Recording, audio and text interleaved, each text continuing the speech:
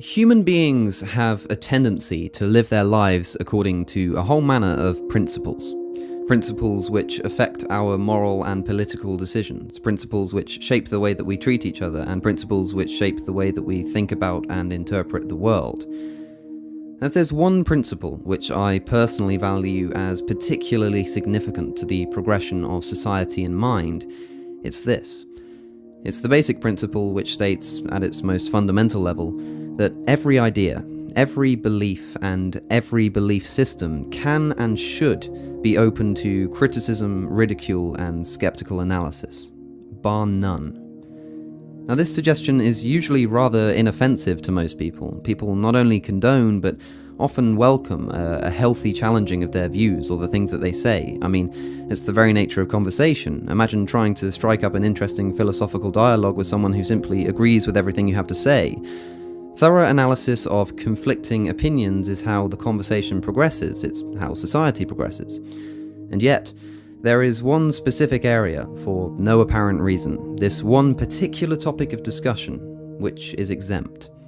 And you already know exactly what I'm referring to.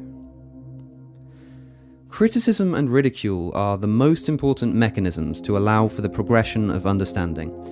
Now, some may argue that there exist certain ideas and beliefs which are so integral to a society or to a culture that they shouldn't be challenged. Well, let me ask you, what if the Aristotelian view of forces had never been challenged? If it had been seen as too integral to the philosophy of the ancient Greeks? Or then perhaps Isaac Newton would never have discovered their true nature. And furthermore, what if Isaac Newton's own ideas about gravity had been viewed as untouchable? Well, then perhaps Albert Einstein, centuries later, would never have discovered its true nature and its relation to space-time. This is progress. This is the very nature of science, and this is why it frustrates me so much to hear people say, well, your science is just based upon faith. You have ideas which you don't challenge and that you just take for granted without evidence, acting as though science has its own sacrosanctity and that we'd be offended if its foundations were challenged. Well, I'll tell you something, not only is taking an idea, a belief, a pre-existing notion, and challenging it, testing it to see if it's wrong, trying to criticize it, not only is that permitted in science, that is science. Take the obvious example of evolution. Go and ask an evolutionary biologist how they would respond to their current beliefs regarding evolution being proved wrong. Imagine you could categorically prove evolution to be incorrect. Well, you might expect that they would be angry, that they'd be distraught that their beliefs and that which they built their livelihoods upon is false. But let me tell you, if you could prove that evolution did not occur, if you could prove that gravity did not exist as we understand it, if you could prove categorically that the Big Bang didn't happen or that the universe isn't expanding or something, not only would you not be scoffed at and detested, no, you'd be embraced as a hero by the scientific community. You'd win the Nobel Prize and change the face of science and our understanding of the universe forever. Okay, and that's the nature of science. If you can prove something wrong, you're not stoned or hanged for it.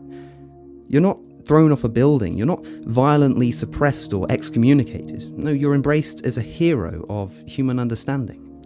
And this is why science and technology have been able to progress so triumphantly. Okay, let's make a comparison. Look at science 2,000 years ago, and look at it now. Look at the progression, look at the evolution, look at the prosperity that exists as a direct result of its inquiry. Now I invite you to do precisely the same thing with religion. Look at religion 2,000 years ago, and look at it now. And I need no further elaboration. I don't need to explain why this juxtaposition makes a strong case. You already and immediately understand.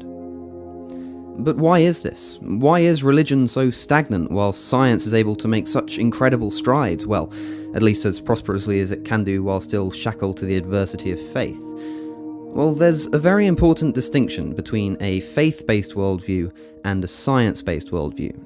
The most fundamental difference, the most telling and perhaps the most important difference, is the scientific community's willingness and ability to change its mind.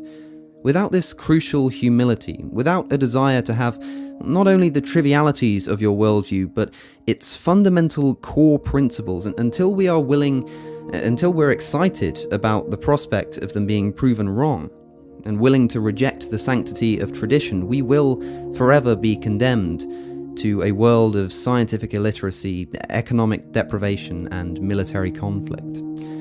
Of course, this doesn't just apply to communities and cultures, this applies to the individual too. If you are a person who has a strong belief in something, be it a god, the scientific method, evolution, the Big Bang, whatever, take a moment to ask yourself sincerely, are you willing to have that seriously challenged? If there was evidence which undeniably disproved that belief, would you embrace it? Because if the answer is no, if you're willing to shun evidence in favour of your reputation or vested interests, well then, I'm sorry, but you are precisely the problem. You're holding back scientific endeavour, and you're in serious need of a re-evaluation of your philosophy.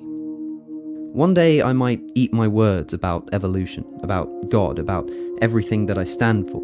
In the future, it might all be proven wrong, but if such an exciting day ever did come, I wouldn't be ashamed for a second to immediately rethink the way that I view the world, and, most importantly, I'd be exhilarated by the prospect of change.